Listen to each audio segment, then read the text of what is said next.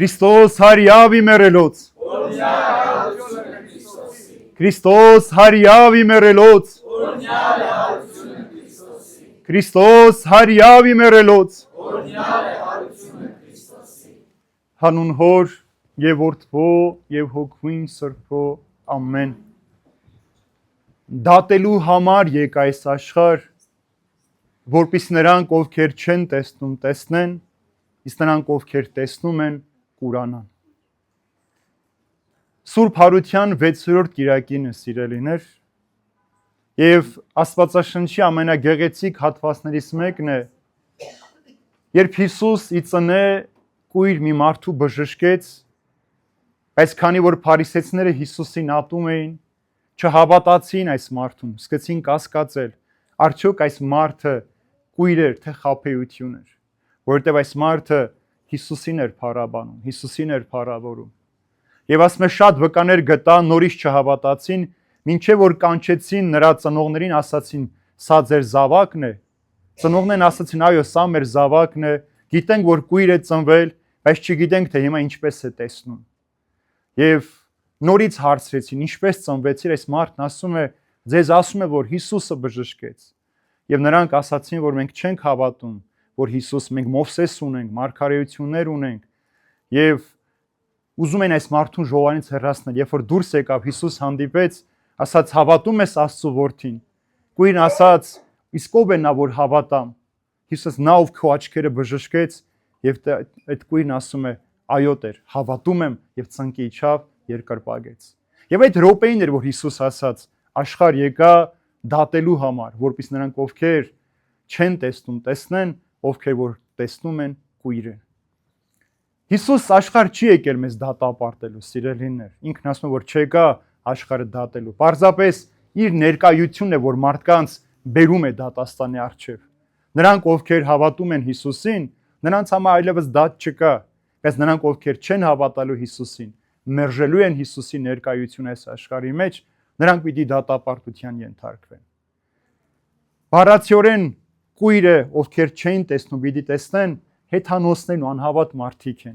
նրանք ովքեր տեսնում են պիտի կուրանան հрьяաներն էին ովքեր կարծում են որ իրենք ընտրյալ են Մովսես ունեն օրենքներ ունեն մարգարեություն ունեն բայց Քրիստոսին այդպես էլ չհավատացին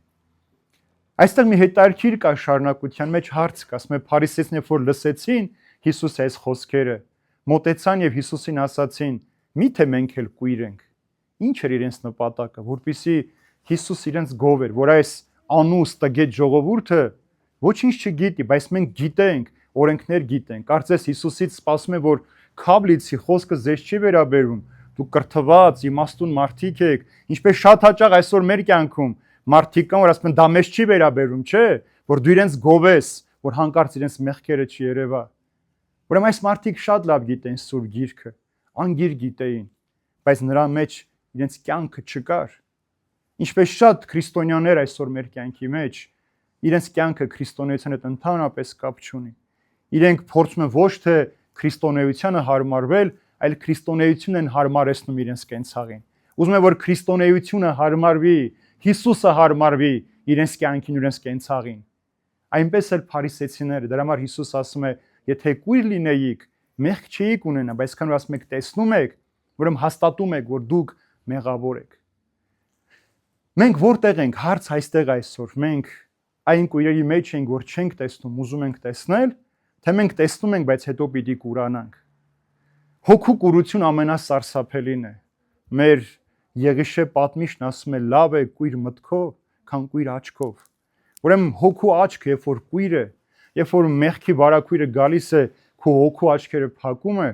դու այնտեղից այլևս չես կարողանում լույսը տեսնել ճշմարտությունը ճանաչել կյանքը սիրել արդարության համար ապրել սեր դառնալ ավելի շատ սիրել քան սեր վերցնել ավելի շատ հույս տալ քան հույս վերցնել չես կարողանում տեսնել որովհետև երբ որ հոգու կուրությունը գալիս է փակում է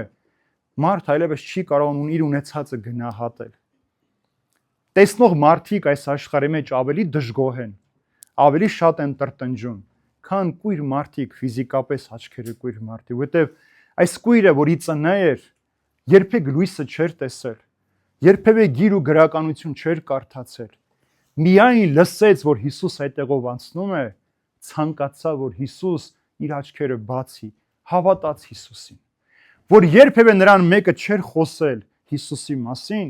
բայց իր ֆիզիկական կուրությունը պատճառ չեղավ, որ իր հոգու աչքերը կույր մնան։ Ինքը տեսավ, ճանաչեց Քրիստոսին, զգաց հեռավորության վրա, որ նա ով գալիս է, Հիսուս Փրկիչն է, մեր արարիչն է, մեր լույսն է, եւ նրանից լույս խնդրեց իր աչքերի համար։ Եվ որ հարցնում են, ասում է, ախր դուք չգիտեք, որ այն մարդ, ով մեղքի մեջ է, Տերը չի լսում, բայց նով աստվածապաշտ է, Տերը պատասխանում է նրա աղոթքներին։ Ուրեմն մեր ֆիզիկական տկարությունը, կուրությունը, մեր անդամալույս լինելը վտանգավոր չէ, վտանգավոր է հոգու կուրությունն ու հոգևոր անդամալուծությունը, որ մարդը հոգևոր անդամալույց է, ինքը չգիտի ինչպես իրեն հավաքի, ինչպես զգաստանա, ինչպես ճանաչի եւ ինչպես մոտենա Հիսուսին։ Այս մարդուն ոչ ոք չասեց, բայց այս մարդը աղաղակեց, որ Հիսուս, որդի Դավթի, ողորմիր ինձ, փրկիր ինձ, ինչպես մյուս շատ հիվանդներ, ովքեր մոտեցան Հիսուսին։ Բայց փարիսեցիները, որ Մովսես էին կարդացել, օրենքները անգիր գիտեին, ամեն այդ օրենքներն ու մարգարեությունները վկայում են, որ իրենց առջև կանգնած է Հիսուս է, բայց իրենք չուզեցին Հիսուսին ճանաչել։ Ինչպես որ մեր կյանքի մեջ շատ հաճախ մենք չենք ուզում իմանալ, որպեսզի մեր մեղքը հետո կարողանանք արդարացնել։ Ես շատ հաճախ եմ լսում հատկապես երիտասարդներին, երբ որ ասեմ այս բանը մեղք է, մի արա, ասում եք ասենք չենք իմացել, մենք կվերջացնենք, մեր հարցերը կփակենք։ Իմացել ենք։ Մեզ պետք չի որ ասել, որ հայոյելը մեղք է։ Դու գիտես, որ դա վատ բան է, գեշություն է դա։ Անդուր խոսք է քո շուրթերից դուրս գալիս։ Պետք չէ որ մեկ ասի մեղք է, դու հասկանաս։ Դու գիտես, որ լավ չէ։ Դու գիտես խաբելը լավ չէ, գիտես, որ կեղծելը լավ չէ, գողանալը լավ չէ։ Հետո չես կարող արդանալ Տիրոջ առջև։ Դու պարզապես ուզում ես հոգուտ լույսը փակել, լրացնել, սպանել այնտեղ լույսը, որpիսի հետո ասես, չեմ իմացել, չգիտեմ։ Ինչպես որ շատ հաճախ մեզ էլ չէ որ մի բան ասում են կասես չգտանք իրեն, մեր զանգերին չպատասխանեց, որpիսի մենք այդ գործը չանենք ու ասենք չենք իմացել, մենք այդ պատասխանությունից ազատ ենք։ Ամենապարզ օրինակն է սա։ Նույնիսկ զանգը տեսնում ենք,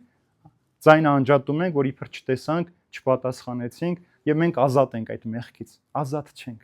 Հոգուտ մեջ այդ խնդիրը պիտի մնա եւ հոգիդ պիտի աղաղակի, ինչպես այսի ծնեկույրին, որ խնդրում եմ Տեր, բացիր իմ աչքերը։ Բայց նույն րոպեին մենք էլ որ տեսեք, ասում մենք տեսնում ենք։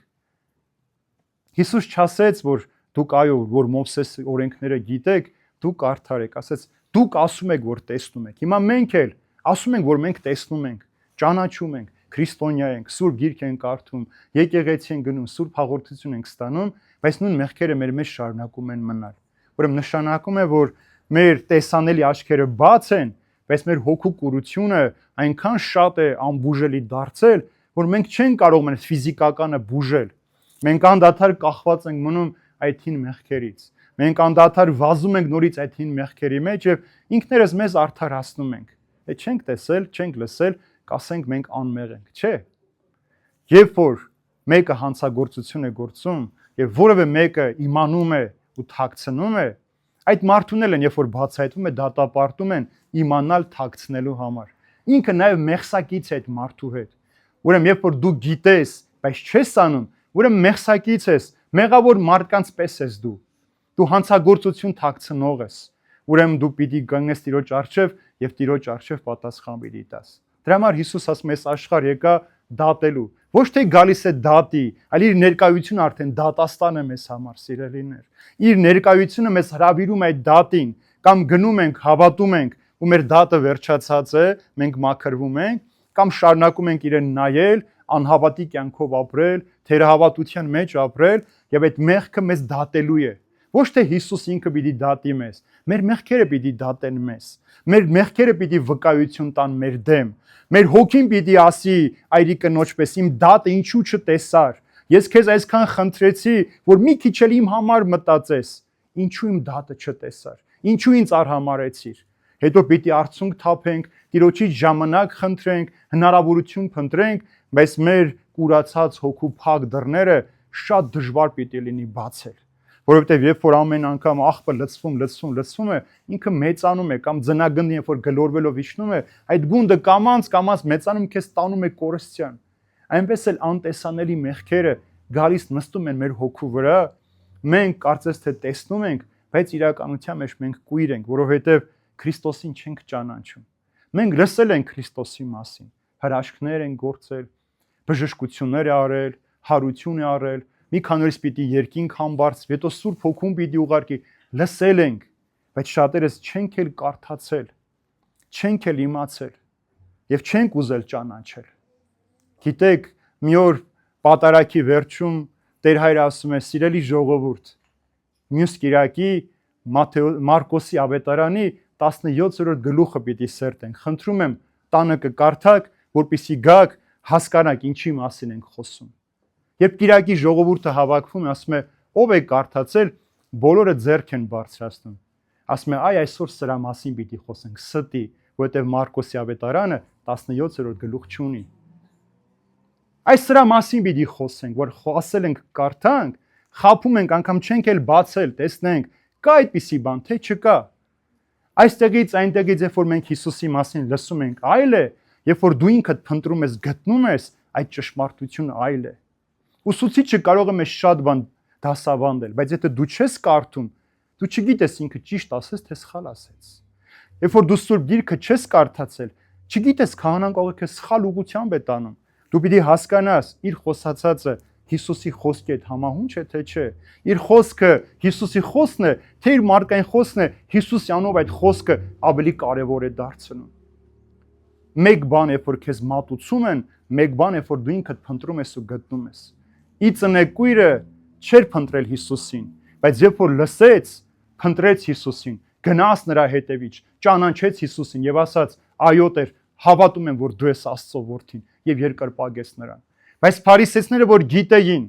առաջին մարգարեությունը կատարվեց, երբ որ Հիսուսին 40 օրեկան տաճար բերեցին, տաճարի դռները ինքն իրենով դղրդալով բացվեց։ Օրվա քահանայապետը պիտի ազդարարեր, որ Իսրայելի փրկիչ Աստվածը եկել է, դուրս եկեք դիմավորելու, չարեց։ Ոչ ոք հարություն չէր տվել 4 օրվա մեռելին, Հիսուս հարություն տվեց, բայց դարձյալ չհավատացին։ Խաչի վրա Հիսուս վկայեց, երկրաշարժ եղավ, ջրհեղեղ եղավ, անձրև թափվեց, ճաքեց, եկեղեցու վարակույրը պատրվեց։ Հեթանոս հարուրապետ ասաց իրոք որ սա Աստծո որդին էր, բայց փարիսեցիները նորից փորձեցին մերժել Հիսուսին։ Դրա համար նրանց իմաստությունը, գիտությունը իրենց իսկ համար դարձավ դատապարտություն։ Մենք էլ երբ որ քրիստոնյաներ ենք, սիրելիներս, մի կարծեք, որ քրիստոնեությունը եկեղեցու եւ եկեղեցականների պարտականություն է։ Այն մարդ, ով որ մկրտվել է, հանձն է առել հավատքի, հույսի, սիրո ճանապարհով ապրել, Քրիստոսի հետ քայլել, բայց ինքը Քրիստոսի ձեռքը բաց թողած այլ ճանապարհով է գնում, նորից պիտի գա պատասխանատվության։ Այն մարդ, ով ինքը խաչ է կրում, բայց այդ խաչը պարզապես զարդ է իր համար, ոչ թե վկայություն իր կյանքի այդ խաչի պատկանելության, ինքը պատասխան պիտի տա։ Այն մարդը, որ Սուրբ Գիրք է կարդում, բայց այդ կարդացածը երբեք չի գործածում, դրա համար պատասխան պիտի տա։ Այն մարդը, որ աղոթում է, բայց իր աղոթքի խոսքերին չի հավատում, անպայման պատասխան պիտի տա։ Ով ուզում է լինի, հոգևորական թե աշխարհական մարդ, ով որ ասում որ ինքը քրիստոնյա է, այս կեղծավորության մեջ է հայտնվում, եթե իր կյանքի մեջ չկա։ Այս պատմությունը, որ ձեզ պիտի պատմեմ, հարյուրավոր անգամ եմ պատմել, բայց ուզում եմ ելի պատմեմ, որ հասկանաք, թե ինչ ասել այդ հոգու կուրության մեջ ապրել։ Մի թագավոր կար, որ 4 կին ուներ։ 4-րդ կնոջը ամենաշատն էր սիրում, ամենաթանկարժեք զարդերը, հագուստները, որտեղ ինչ տեսնում էր, գնում էր նվիրում էր այս կնոջը։ 3-րդ կնոջը, որ շատ գեղեցիկ էր, ամենտեղ նրա հետ էր գնում պաշտոնական ընդունելությունների կամ հանդիպումների։ 2-րդ կնոջը իր բոլոր գաղտնիքներն էր վստահում, իսկ առաջին կնոջը տանել չէր կարողանում, միշտ արհամարհված էր։ Օրերից մի օր հիվանդացավ այս մարդը։ Բժիշկներն ասացին, որ օրերդ հաշված են, պիտի մահանաս, ինչ որ կարող ես հասցնել արա։ Գալիս էր 4 կանանց կանչում եւ ասում, որ գիտեք, պիտի մահանամ, բայց վախենում եմ, ով կգա ինձ հետ։ Մեկը ինձ հետ եկեք, որպեսզի ես մենության մեջ չվախենամ։ Չորրորդ կինը, որ այդ զարդերը միշտ ստանում էր, ասում է ներողություն, բայց մենք իրար հետ կապ չունենք։ Կներես, չեմ կարող։ Երրորդ կինը, որ շատ գեղեցիկ էր, ասում է դու մեռիր, ես կգնամ ուրիշի մոտ, ինձ հրաժարված համարիր։ Երկրորդ կինն ասում է ես էլ քեզ մինչև գերեզմանափոս կարող եմ ուղեկցել, ավել չեմ կարող գալ։ Առաջին կինն ասում է ես կգամ։ Թագավորը լաց է լինում, ասում է ինձ կներես, որ իմ ամբողջ կյանքը քեզ առ եմ համարել, մերժել եմ, չարությամբ եմ լցված եղել։ Այս օրեր ինչքան որ ապրեմ, կաշխատեմ քեզ շատ սիրել։ Ո՞վ էր այս թագավորը, սիրելիներ։ Մենք մարդիկս։ Ամեն մեկս մենք այս կյանքի մեջ մեր կյանքի թագավորն ենք։ Մենք ենք տնօրինում մեր կյանքը։ Չորրորդ կինը, որ ամենագեղեցիկ զարդերը հագուստներն էր ստանում, դա մեր մարմինն է։ Մենք այս մարմնի մասին ամենաշատն ենք անհանգստանում։ Գեղեցիկ հագնվել, գեղեցիկ զարդեր կրել, լավ համեղ ուտելիքներ ճաշակել, նկարվել, ամենտեղ ցույց տալ մեր գեղեցկությունը, բայց սա մեր հետ կապ չունի, սա մեր հոգու արտաքին տեսքն է ընդամենը ապահովում։ Սա պիտի հողերի, օձերի բաժին դառնա, կարիճները պիտի բնակվեն, պիտի նեղենք ու անհետանանք։ Երրորդ կինը, որ շատ գեղեցիկ էր,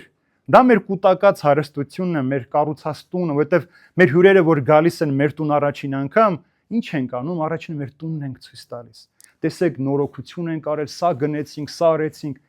մեռնելուց հետո չգիտենք այդ ամեն ում ձեռքում պիտի հայտնվի։ Դրա համար ասում է դու մեռիր, ես կգնամ ուրիշի մոտ։ Ձեր ամբողջ կյանքի կառուցածը ձեր զավակները մահից հետո վաճառում ու գնում են ուրիշ տեղ ապրելու։ Անիմաստ չարչարանք։ Երկրորդ կինը, որ բոլոր գաղտնիքները գիտել, մեր շրջապատի մարդիկ են, մեր բարեկամները, որ մեզ հետ մինչև գերեզմանափոս են գալու, ոչ ավել ու չեն հիշելու հետո։ Առաջին կինը մեր հոգին է, որ մենք միայն մահվան ժամին ենք հիշում իրեն սիրել, ասել ներողություն, որ քո մասին չմտածեցինք։ Այս մարմնավոր գեղեցկությունը, զարդերը, հարստությունը թույլ չտվեցին, մեր հոգին կուրացրեցին, չկարողացանք քեզ տեսնել ու քեզ սիրել։ Եվ այդ մահվան ժամին է մարդը Տիրոջից րոպեներ խնդրում, վայրկյաններ խնդրում, բայց այլևս իրեն տվող չկա։ Դրա համար է Ղազարոսի աղառակի մեջ ասում. Հայր Աբրահամ, տանը եղբայրներ ունեմ, խնդրում եմ Ղազարոսին ուղարկիր գնան, նրանց ասեն, որ այստեղ դժոխք կա, պիտի այրվեն, ասում են նրանք Մովսես ունեն, օրենքներ ունեն, Քրիստոս ունեն, թե չեն հավատացել, մեկն էլ որ գերեզմանից գնա, էլի չեն հավատալու, եթե իրենց հոգու աչքերը կույր են եւ կուրության մեջ են ապրում։ Ուրեմն ինչ է մարդու քայլ այսօր, ինչ պիտի անենք։ Այս կիրակին այսօր կոչվում է նաեւ կապույտ կիրակի։ Կապույտը հաղթանակած խաղաղության մեջ ապրող քրիստոնյայի խորհրդանիշն է։ Մեղքի հանդեպ հաղթանակի խորհուրդն է այսօր։ Եվ այսօր դու պիտի հաղթես այդ մեղքին, որ թույլ տա հոգիդ տեսնես, քո էջքը կատարես հոգուտ մեջ, հոգուտ անսահմանության մեջ սավառնես, տեսնես ինչ խնդիր կա այնտեղ, ինչ կարոտ կա այնտեղ, ինչ ցավ կա այնտեղ, որ Քրիստոս չի կարողանում գալ ու բնակվել մեր կյանքի մեջ։ Եվ վերջապես փորձես այդ վարակույրը մեղքի պատռել, դեն նետել եւ լցնել, իսկ մաքուրը նաեւ անմեղության խորհրդանիշն է, կուսության խորհրդանիշն է։ Եվ այդ դա է ուզում, որ մեր հոգին այդ մաքուր հարսի պես կուսությամբ վերադառնա իր արարչի մոտ։ Հարսը մեր հոգին վերադառնա Փեսայի մոտ, Քրիստոսին ասի, որ Տեր, քո տված ժամանակը օգտագործել եմ քեզ տեսնելու համար, քեզ սիրելու համար, որ չասի Տերը, եթե ասում եք տեսնում եք, ուրեմն նշանակում է նաև ձեր մեղքերը գիտեք եւ գիտեք, որ դատապարտության մեջ պիտի լինեք։ Սա է մեզ առաջնորդում այսօր, սիրելիներ Քրիստոս, որ մենք կարողանանք ամեն մեկս մեր ամեն օրը մի քիչ օգտագործել մեր հոգու պետքին։ Եթե ամեն օր 10 րոպե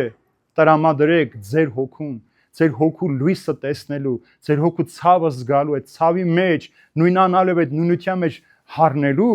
հավատացեք, մի քանի օր հետո կուզեք 1 ժամ նստել, 2 ժամ նստել, ձեր հոգին տեսնել ու ձեր հոգին ճանաչել։ Եթե հոգիդ չճանաչեցիր, ոչ մի բան այս աշխարհում չես ճանաչելու։ Միշտ դժգոհ, տրտում, պիտի քայլես այս աշխարհի մեջ, չիմանալով որն է քո նպատակը, ինչու ես ապրում այս աշխարհի մեջ եւ վերջապես ուր պիտի վերադառնաս։ Սողոմոն իմաստուն ասում է, կա ժամանակը ապրելու, կա ժամանակը մեռնելու։ Այս կյանքը տրված է ապրելու համար։ Երբ որ գա ժամանակը մեռնելու, մեր հոգին պիտի վերադառնա Աստծո մոտ մեր մարմինը պիտի վերանա հողին, ինչպես որ Աստված ասել էր, հող ենք ու հող պիտի դառնանք։ Բայց ինչպես պիտի վերադառնա հոգիդ այնտեղ։ Ինչպիսի տեսք պիտի ունենա, անդամալույս պիտի լինի, թե առողջ պիտի լինի, գեղեցիկ զարդարված պիտի լինի հոգևոր շնորհներով, թե մեղքի ծանրության տակ կեսից պիտի կանգ առնի։ Սրա մասին մեկ եք մտածենք բոլորը սիրելիներ եւ հարցը մեզ տանք, մենք որտեղ ենք, չտեսնողների մեջ ենք, որ պիտի մեր աչքերը բացվի տեսնենք, թե մենք խաբում ենք, տեսնում ենք, բայց հետո պիտի կուրանանք ու Տիրոջը չկարողանանք ճանաչել եւ ասել. Տեր, ամեն ինչի համար փառք ես։ Մեր ամեն օրվա համար շնորհակալություն քեզ Տեր, որ առողջ եմ, ոտքի վրա եմ եւ կարող եմ քեզ փնտրել ու քեզ ճանաչել։ Շնորհակալ եմ Տեր, որ ամեն օր ինձ հնարավորություն ես տալիս քեզ նորից սիրելու, նորովի զգալու, քո հետ նորովի ապրելու։ Շնորհակալ եմ Տեր, որ ամեն ինձ հնարավորություն ես տալիս